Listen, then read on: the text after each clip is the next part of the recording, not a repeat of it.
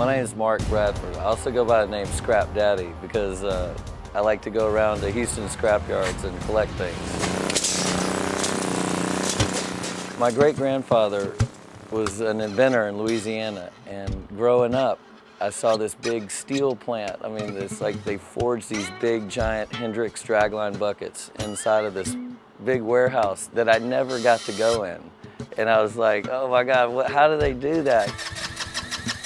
I was a bicycle courier in downtown Houston, and there's that big triangular Moreau sculpture, and I was like, I don't want to be a bicycle courier all my life. I took 4 years of welding, and I took all different kind of TIG, MIG, all kind of heliarc, all kind of weird, crazy things to learn how to put metal together, and then, you know, that's the first step. And then it was a lot of, ever since it's been trial by error. Nicole's like, why do you keep working on this thing? I worked on this thing for a long time. I work with what I got, and like, I've had some critics say, Mark, that's ugly. Oh, yeah. And I'm like, but I had barbed wire, you know, what am I gonna do with it? I mean, it's ugly because that's what I had to work with. You like it? It's impressive.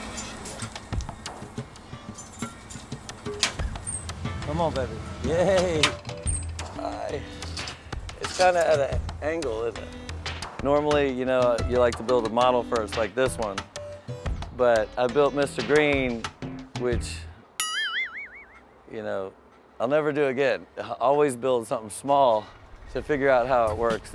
I'm constantly wanting to learn more. You know, I just can't do the same thing twice, because when you spend so many hours building something, you want to, you know, be excited about seeing if it works or not, and then that's why I come up with crazy contraptions.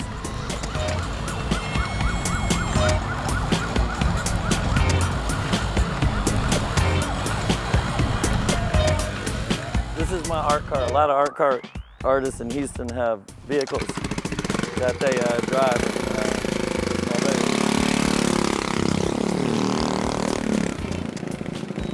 I asked myself, what would have happened if I grew up in another city where there wasn't the art car parade, or I don't know. I mean, and the art around town in Houston, the big sculptures that are around, when I grew up, I saw, you know, those pieces, and it, you know, just always appealed to me. This is Ely, and had made the Spoonazoid the year before, and it's completely covered in spoons. These are spoons from American Airlines out of Dallas, and after 9/11, they got rid of all their metal utensils. I didn't have enough left to do this car, but I had all the handles, and I made fans. It's good to run out of something because it makes you come up with something else.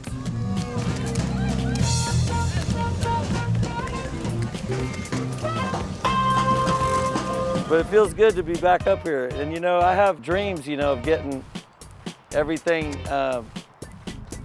looking and running great to do a performance with all the vehicles. You know, that's like, I would never throw it away or anything, you know. This is Azaban. This is one of my earlier art cars that I built in 1999. And it's like an animal. He's grabbing a hold of the motors, and he's like, why walk when you can roll?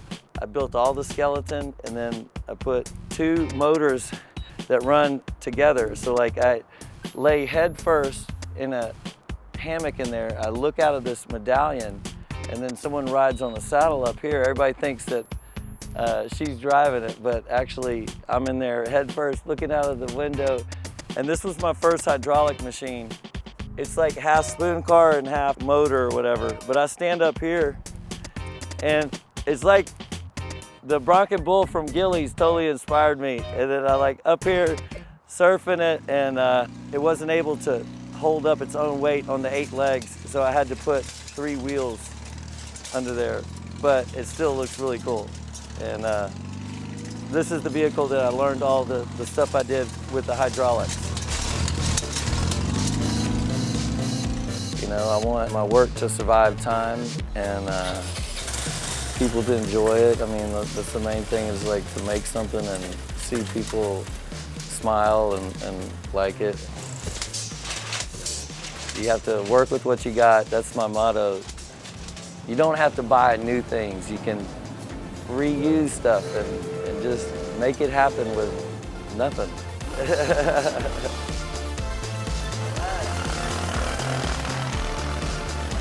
Oh my God, thank God, huh?